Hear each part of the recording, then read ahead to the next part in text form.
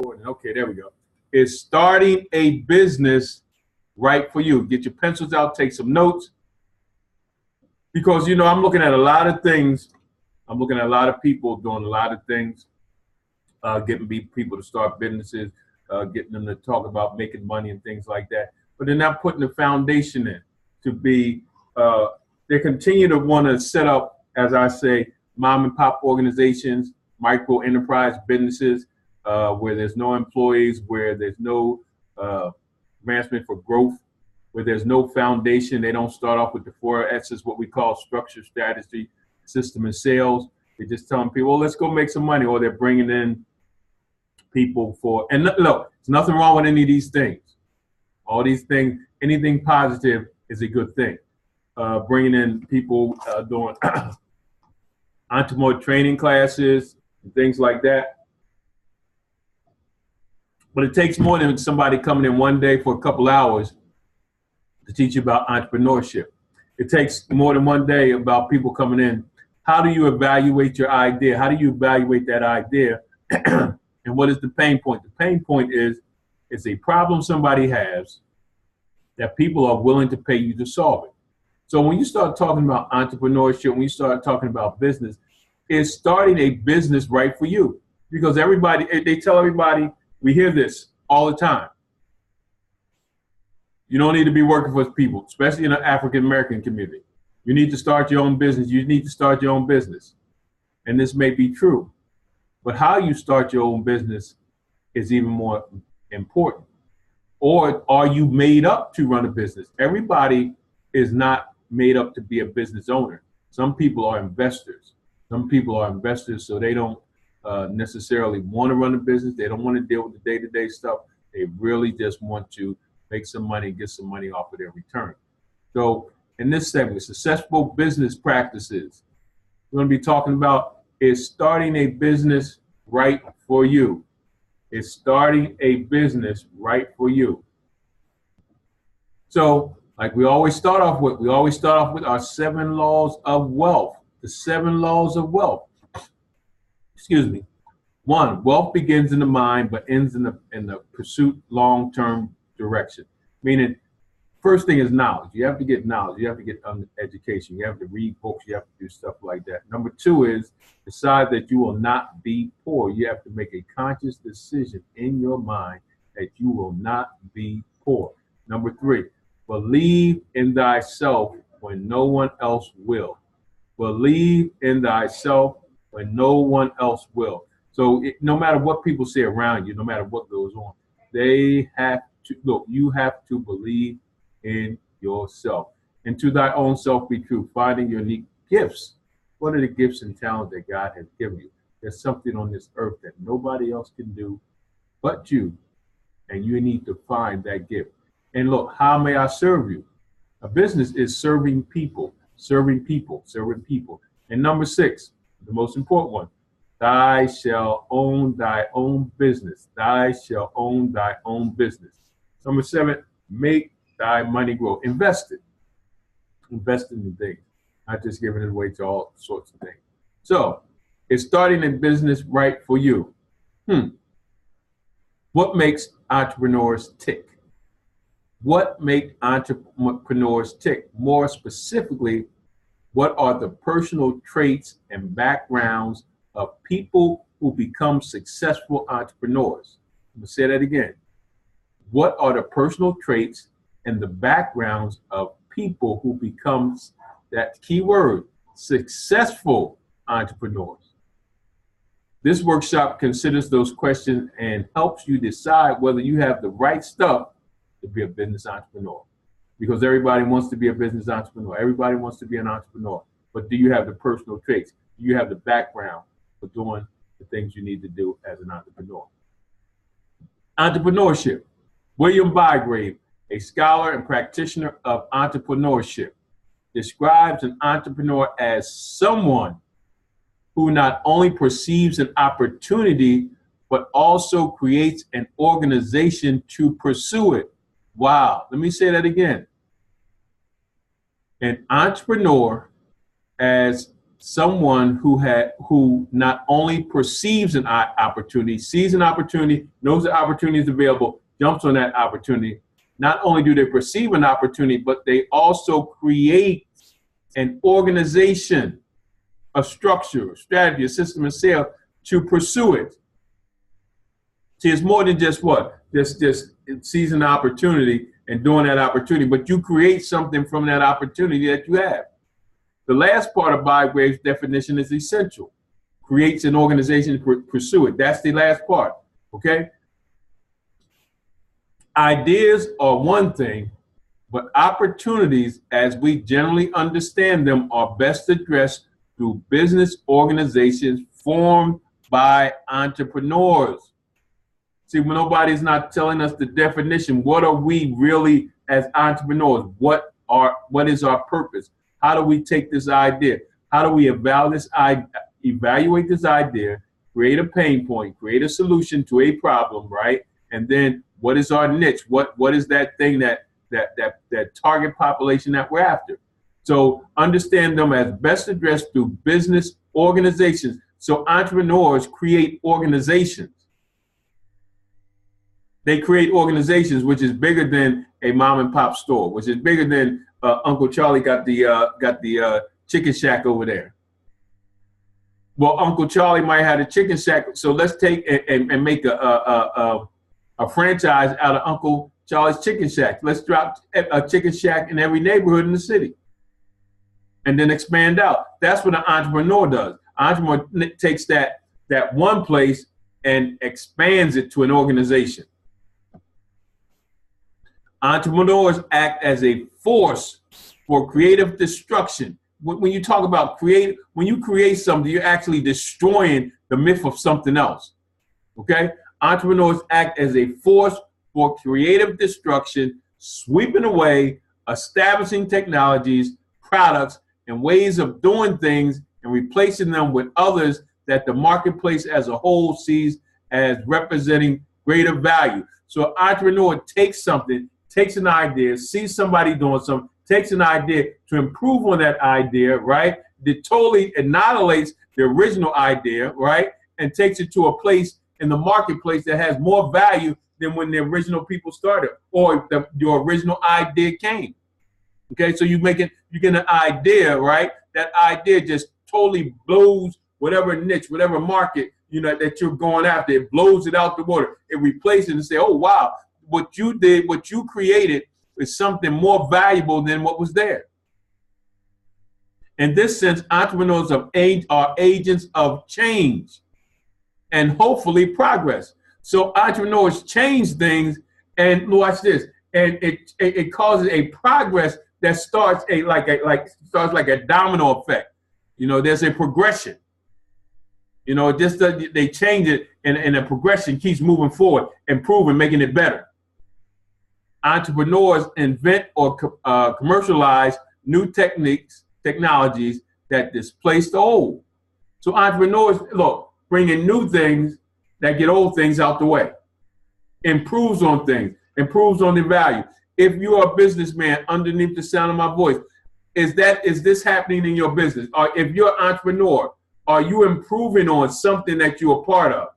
Something that a segment of the marketplace, right? A segment of your niche, a segment of a market that you are in. Have you improved on the niche that you have to take what was happening and changed it into something new? Entrepreneur, ideas and drive. Ideas will drive you. Okay, ideas will drive you. Understand a problem. So you got to understand. Listen, people are not cheap. There is an entrepreneur solves a problem. A business owner solves a problem. A business solves a problem. Hey, you have to understand the problem that you're solving. Understand a problem, grasp its full context, connect previously unconnected dots. So there is a problem, right? You understand what that problem is, right? And you connect things together. You pull things together that previously wasn't making sense. Or let me put it like this. Previously that wasn't there to improve on the solution to that problem. to have a solution that is so valued, that that customer so values that they're willing to pay whatever amount you charge because you understand the problem, you gave them the solution, and because it's an identifiable problem, because you understand it. It's an identifiable problem that really a person has no clue, no answer to it, and you come up with a solution that the value of your solution, cost is not an issue. Understand the problem, grasp its full contents, connect previously unconnected dots, and have the vision, courage, resourcefulness, and persistency to see the solution through to fruition. So it doesn't matter. Look, you got to have the vision. No matter what comes up, you got to have the courage. No matter what obstacles, you have to have the resourcefulness, and you have to be persistent at making sure that your solution comes to fruition for that particular problem that your business is solving. So watch this. Without these first elements, a full understanding of a problem, new connections, and a vision or direction for a solution, there is no entrepreneurial venture. So if you don't understand the problem, if you don't have new connections, you don't put things together, and you don't have a vision or direction for a solution, then you have no venture. Wow. There's no need for you to have a business, because nobody's going to come. It's not solving any problem. It's not solving any pain point. You don't understand the pain point. You don't understand the problem. You're not connecting things. You're not changing things. You're not directing it. You're not having a vision, right? You're not having the resources and the courage and the persistency to make sure that solution happens. Whether the problem you've identified is global or local, broad or a niche, your ability to spot it and conceive new solutions is a core element of entrepreneurship. Wow. Man, this is some good stuff that people aren't telling you. They don't want you to know this. Whether the problem is local or global, broad or niche, you have the ability as an entrepreneur to spot it and conceive new solutions. Look, to a core element of entrepreneur. It's a core element of entrepreneurship. So what are some of the characteristics of entrepreneurship? People skills. Having identified a problem or even a potential solution is one thing, right? You identified the problem, you have the solution, that's one thing. But to launch a successful venture, you must also make other people see the merits of your ideas and invest in it. So you see the problem. You understand the problem. You got the solution. Now you got to show other people, watch this, you have to convince other people, right? Or show other people that your solution to this problem, excuse me, your solution to this problem is worth the investment, whether they are employees, customers, or funders. Your ability to lead, persuade, take feedback, build a network will determine whether you'll actually be able to bring your idea to fruition. Say it again. How you persuade a person. If you can take feedback while you're presenting your idea, or to somebody, and they're giving you feedback, do you put up your defense and go back and forth with them, or do you take constructive criticism and hear what they have to say? And build a network will determine whether you're actually be able to bring your idea to fruition. Listen, Harvard Business School Professor Richard S. Rumbach describes the people skills that entrepreneurs need. First, you need to feel comfortable reaching out to people you don't know, meaning sellers / or investors, your employees, and when you do reach out, you need to project an air of confident optimism. So when we got this, you're presenting yourself, you're presenting your niche, you're presenting your idea, right? You're presenting a confidence, and this thing works. People will see that, right? So we talk about people skills. Potential investors will ask themselves three simple questions during a meeting. Do I like you? Do I trust you? Do I want to do business with you? Do I like you? Do I trust you? Do I want to do business with you? So these are the three main questions. We're not talking about your product or your service. We're talking about you now. Me. Do the person like me? Do I, why I start presenting it? Do they like me? Do they, my presentation caused them to trust me? And because they trust me, do it cause them want to do business? To earn an investor's trust, you must first be appealing and interesting enough for them to get to know you well enough to trust you. So you just can't sit there and be stumbling and bumbling over words and you got this good product, you got this good service, you got this great idea, and you can't articulate it to the point where you're not coming off appealing, you're not coming off interesting, and look, person not feeling no trust in you. So you got to work on your people skills. Work style. Successful entrepreneurs are motivated by the problems they see around them and the solution that they envision. You see, an entrepreneur sees something going wrong, but also sees the solution to what they're looking at. They can't sit still while there's work to be done, and there's always work to be done. They are also often goal-oriented. So entrepreneurs set goals. It's almost like an operational plan. You have a date that you need to meet, right? During the operational plan, there's something at a particular date you want done at a particular time, which is your goal. They fix their eyes on a prize and impatiently and relentlessly try different ways to get there, shifting strategy quickly when necessary. So that means even though as you're going to these goals, as you don't seeing things, obstacles coming up and strategies, you quickly seeing a certain thing is not working, and you don't play with it. You don't try to force a round peg into a square hole, right? You start shifting. You start changing your strategy. You try different ways, right? You're not wasting time, right, on something. You're so persistent on a particular idea or a particular way to get to that idea that's not working, and you immediately change courses to get to the end. As an entrepreneur, you will benefit from experimental mindset. Experimental mindset, you need to write that down. Experimental mindset. A willingness to start small gives company founders opportunity to test and fine-tune a product or service before locking it into a business model that will allow them to scale up. So listen, so when you first start this thing, you experimenting. You don't know, we have this idea, we have these assumptions and all these things that we put together. We don't actually know if it works until we start doing it. And then, as they say, we got to start tweaking it.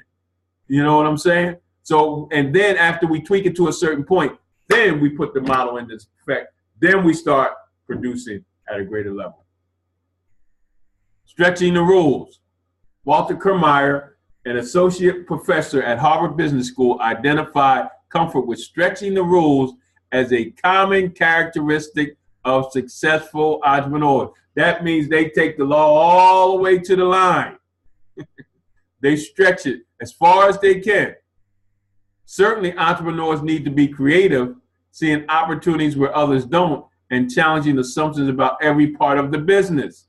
You see, so entrepreneurs, because they're so creative, they see these opportunities, and it's almost like by any means necessary, they're going to try to get to that opportunity. They're going to try to get to that finish line. They're going to try to get that business up and going.